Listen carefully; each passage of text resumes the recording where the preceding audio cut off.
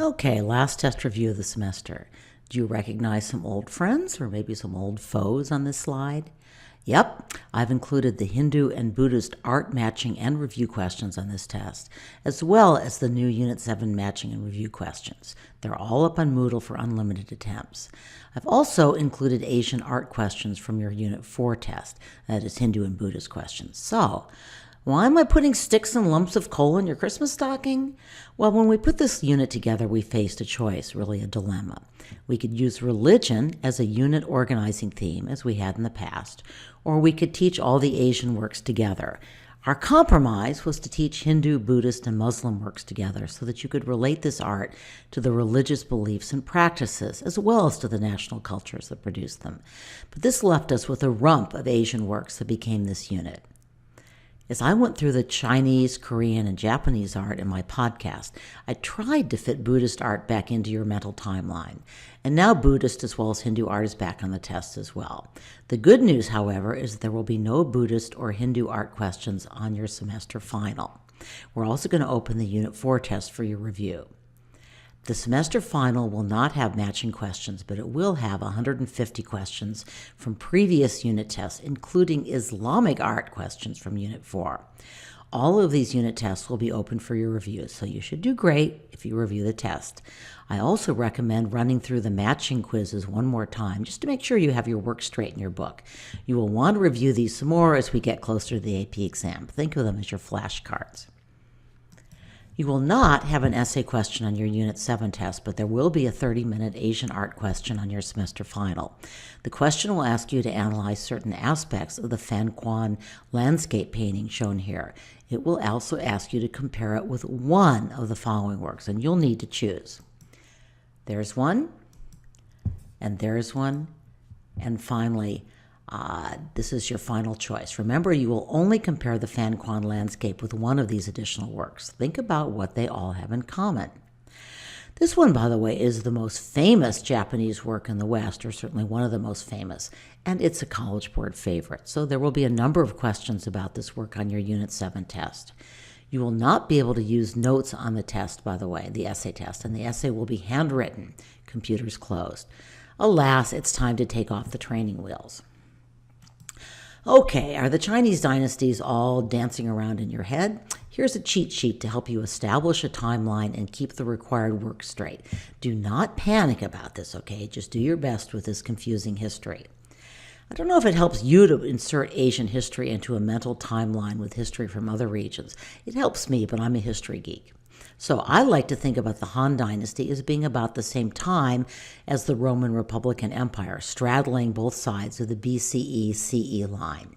The Tang Dynasty comes at about the same time as Muhammad's life and the great Muslim conquest of the Middle East, Central Asia, North Africa, and Spain. Charlemagne also established his empire during the Tang Dynasty. I just note that by almost every measure, Chinese civilization was wealthier and more advanced than European civilization at the same time, although some of the Islamic caliphates could give them a run for their money. The Mongol Conquest coincided with the High Middle Ages and the horrible 14th century. In fact, the same Black Death that killed off about a third of Europe's population also devastated China. It's one of the reasons, some historians think the most important reason, why the Mongol dynasties collapsed. Ming Dynasty comes at about the same time that Europe entered the Renaissance and Age of Exploration. And of course, eventually the Europeans came calling on China, first to purchase tea, silk, and porcelain, and then later, during the Qing Dynasty, to throw their weight around. We talked a little bit about Mao, but not about what came after him. China is still a communist country to this day, and I would argue that its rulers are still trying to prove that they hold the mandate of heaven. After Mao's death, the country opened up economically and is now an economic superpower. Politically, however, the leaders have tried to keep a tight lid on dissent and free speech, and I'll talk about more about that later. Korean history is a little easier to keep straight. Silla was one of the three kingdoms, and it produced the gold crown. Ties between China and Korea grew much closer during the Tang Dynasty and also during the Mongol rule of the Yuan Dynasty. Korea pretty much adopted the Neo-Confucian philosophies and examination systems of China, although Buddhism remained the state religion. The Joseon dynasty ruled about the same time as the Ming and Qing dynasties in China and had close ties with them. The portrait of an imperial official dates from that period. After the Japanese occupation, World War II, and Korea split into North and South, Korea developed a dynamic economy and eventually a much freer and more democratic political system. It has strong ties to the West, and by the way, about 30% of the Korean population is now Christian. Our global contemporary Korean work, Summer Trees, is heavily influenced by 20th century abstract painting, stay tuned, but also by the Chinese and Korean traditions of the literati, ink wash paintings, and spare, austere nature paintings. It is one of my favorites among the global contemporary works. On to Japan. The great temple complex at Todaiji was built during the Nara period, when the imperial court was trying to strengthen its position by adopting Buddhism as a state religion and impressing its powerful and somewhat scary Tang Dynasty neighbors with the huge Chinese-style temple complex at Todaiji. A lecturer I was listening to compared this with hosting the Olympics. Hey, look, we're rich and powerful too, and we share your religion. Please don't mess with us. We don't have any works from the Heian period with its aristocratic court culture, although these paintings influenced the later Yamato-e painting. Military rulers took over in 1185, and in 1600 they pretty much shut Japan off from the rest of the world. Japanese history paintings with warlike themes became very popular. Lots of samurai brandishing swords and later guns. Think of our night attack on Sanjo Palace. But Zen and Pure Land Buddhism, among other forms of Buddhism, also influenced Japanese art, and we see this especially in the Zen garden at Ryoanji.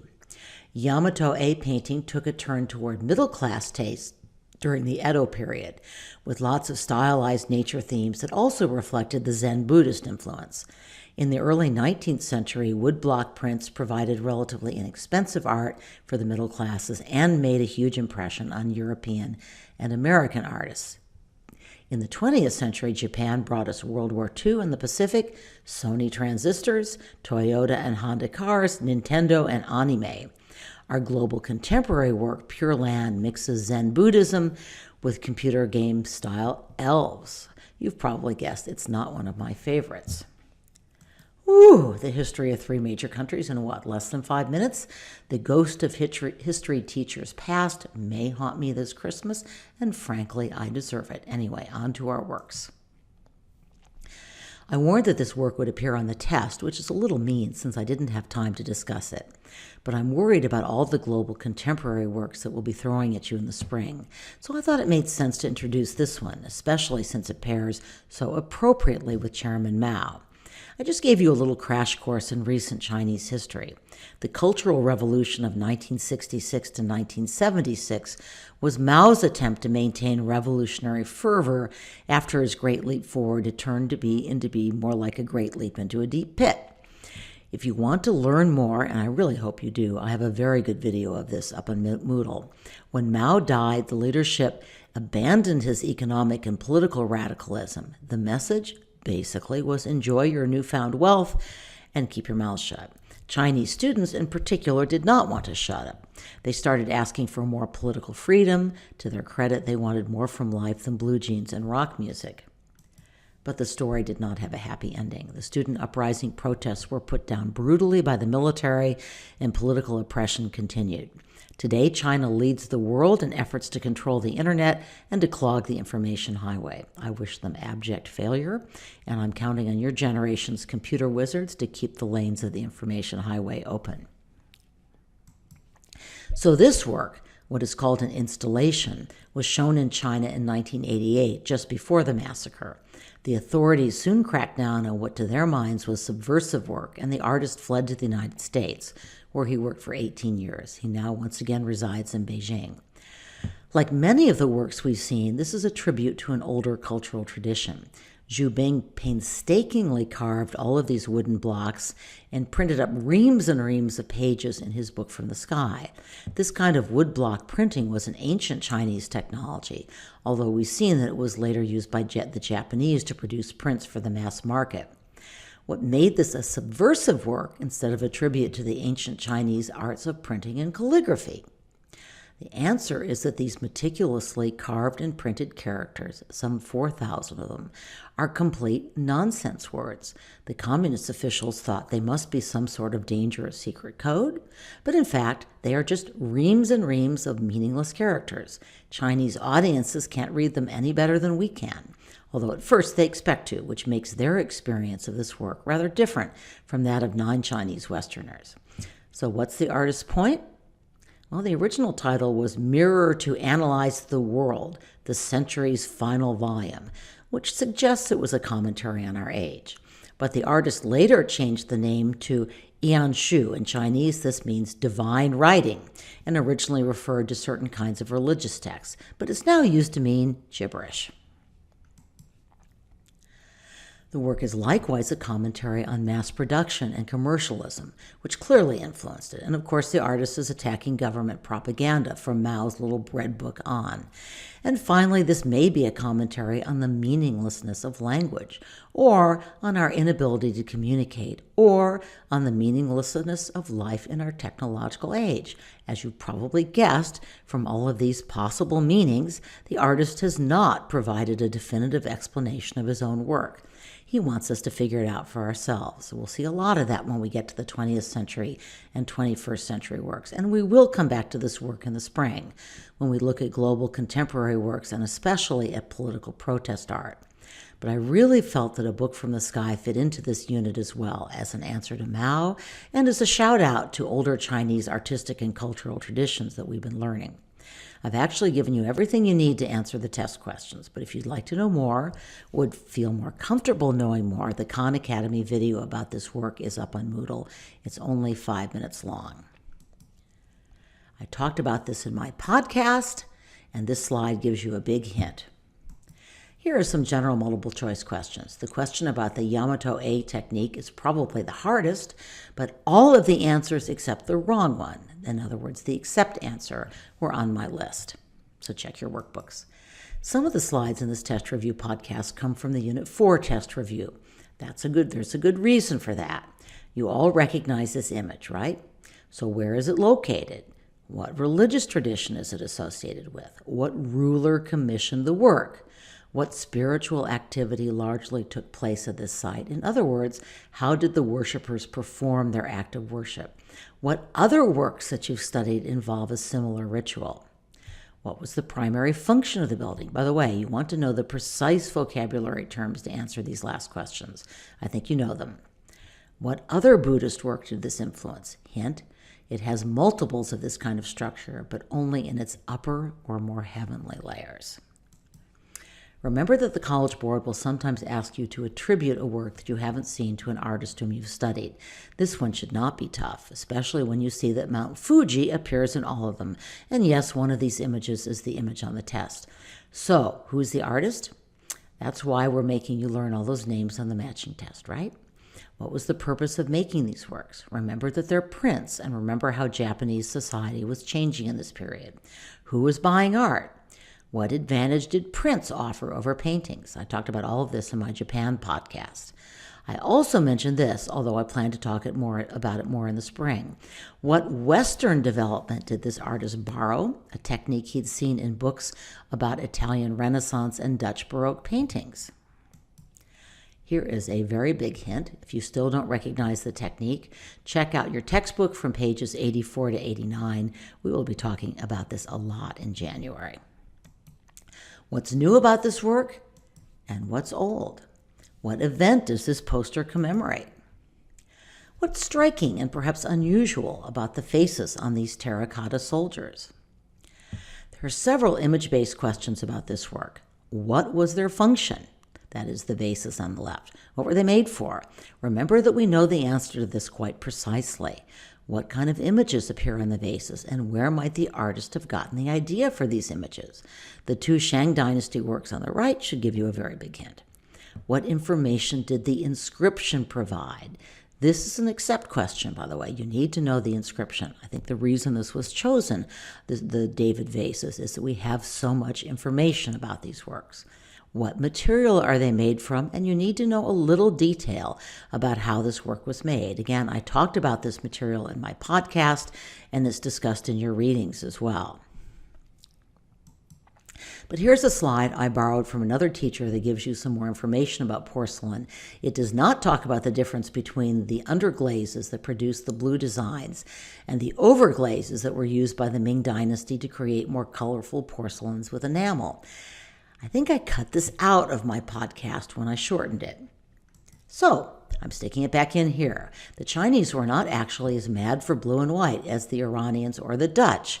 Yellow, red, and green are considered the lucky colors in China, but these didn't work with the overglaze-underglaze technology until the Chinese came up with a new technology. Instead of using an underglaze and then firing white kaolin and clay at very high temperatures, they used melted glass, that is enamel, as an overglaze.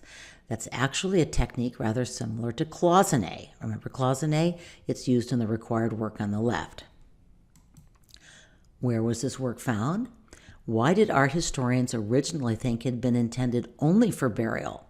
And why is it still clear it was not used frequently? Kings did not just hang around in their throne rooms sporting this crown.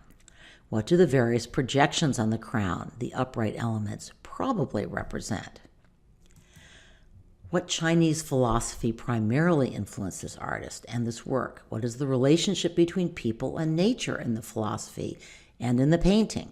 What kinds of materials and brushstrokes did this artist employ? By the way, these questions are relevant to your semester final essay as well. Hint, hint. What do Tibetan Buddhists believe about the origin of this statue? What was the meaning of this erotic sculpture to Hindu worshippers?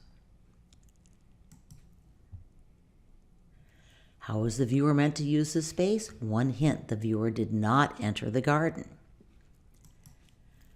Another hint, this is a Vairocana Buddha. What other huge work is also a Vairocana Buddha, cosmic Buddha? And what earlier giant Buddha from further west probably influenced both of these works?